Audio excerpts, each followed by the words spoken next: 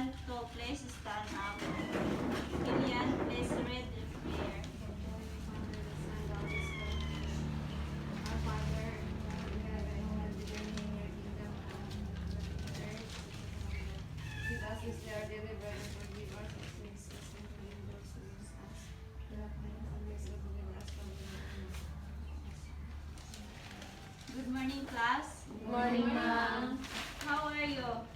I'm fine. Before anything else, please arrange your chairs properly. Let me now take your seat. Who are absent today? Okay, very good. Before we proceed to our next topic, what was our previous lesson? Ma'am, our previous topic was all about household. Okay, what is household? Household is all the person who live in the given house. Excellent. Now we will proceed to our next topic. I will give you a short bond paper, and in your bond paper, illustrate your ideal family through a drawing or a sketch below it. Write a brief explanation.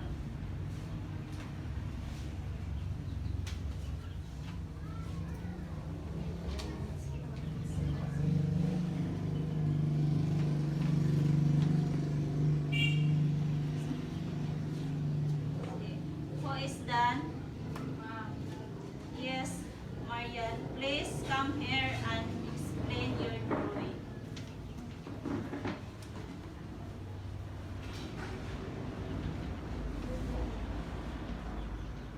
I prefer a small family. There are several obvious advantages to having a small family. It is easier for both parents to combine professional and family life. The overall pressure is less because there is less conflict and competition. Although you will be lonely if you're an only child, so you can cook this or not. You can just adapt a bit and meet new friends on the internet. Very good. There are how objectives. Please read everyone.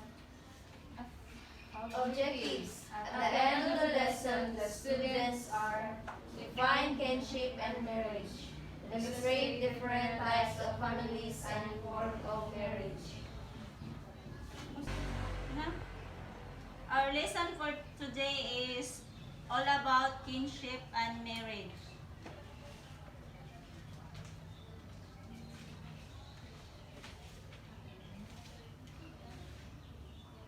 Kinship is a relationship by blood or marriage to another person or others.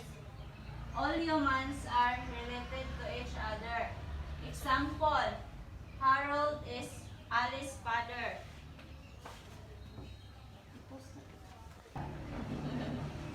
Kinship is social bond developed inside the family among its members, which based from common ancestry, marriage, or adoption.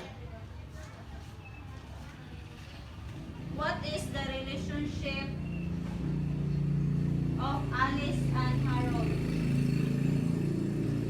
Yes. Harold and Alice are father and daughter. Very good. From the sentence alone, it was emphasized that Alice's father is Harold.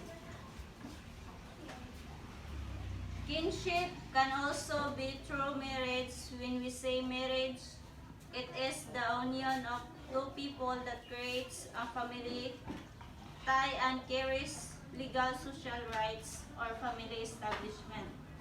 Example of that is when the two people was married, when we call them husband and wife. They have types of kinship and marriage by marriage.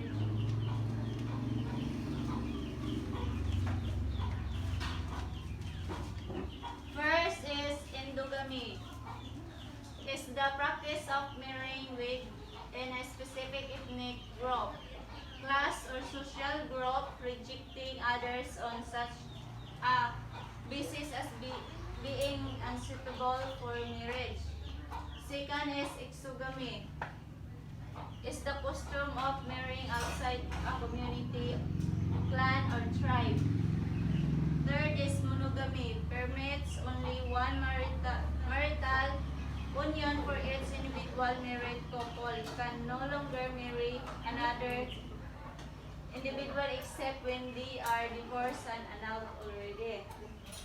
Four is polygamy. Refers to the practice of having more than one partner or one mate.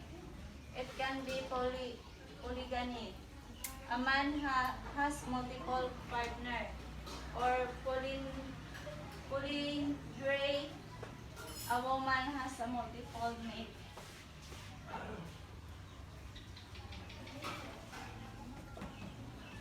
Who can enumerate the types of kinship by marriage? Anyone? Yes, Montero. The type of kinship by marriage are endogamy, exogamy, monogamy, and polygamy. Very good. What is kinship?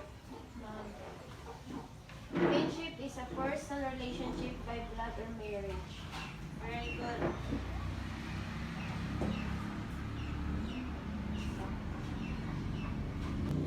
Now I will divide you into two groups. Count 1 to 2 for your group number. Okay? 1, 2. Those number 1, I will form their group, and those number 2 will also form their group.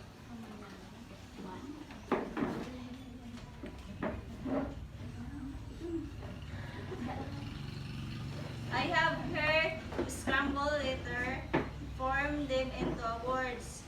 The fastest to finish is the winner, and I will give you 10 points to all member of your group.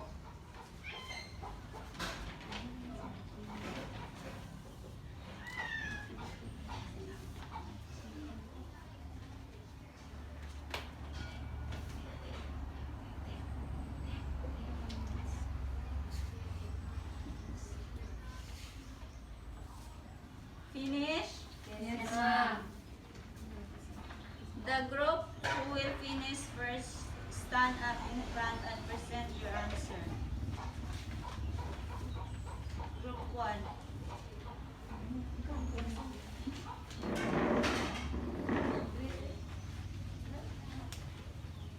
Number 1 is kinship. Number 2 is exogamy. 3 is polygamy. 4 is endogamy. 5 is polygamy. Group 2. First, kinship. Second, exogamy. Third, polygamy. Third, monogamy. And last is polygamy.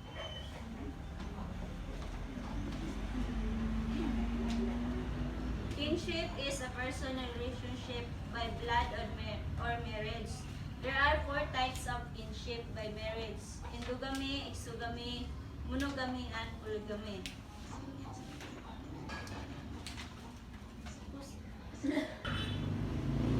Please get one-fourth sheet of paper. I will give you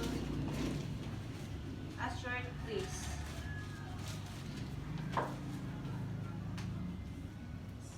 Number 1, the practice of marrying within a specific ethnic group, class, or social group, rejecting others on a such basis as being unsuitable of marriage. A. Exogamy. B. Endogamy. C. Monogamy. D. Polygamy. Next, ma'am. Number 2, the custom of marrying outside a community, clan, or tribe.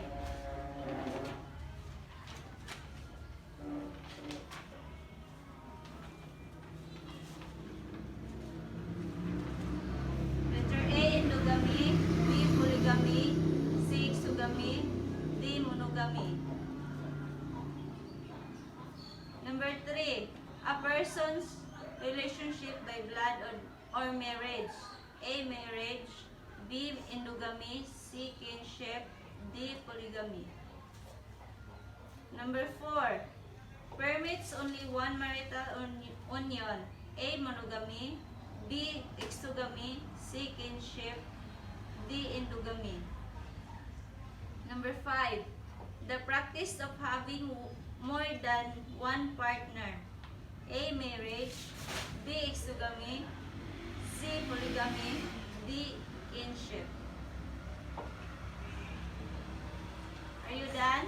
Yes, ma'am. Please pass it forward.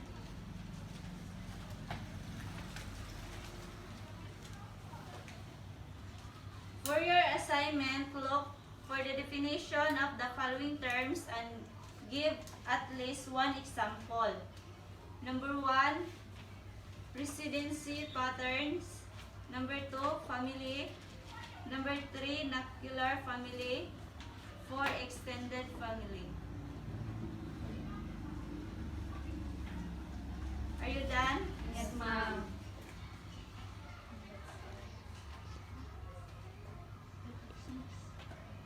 Okay, dismiss.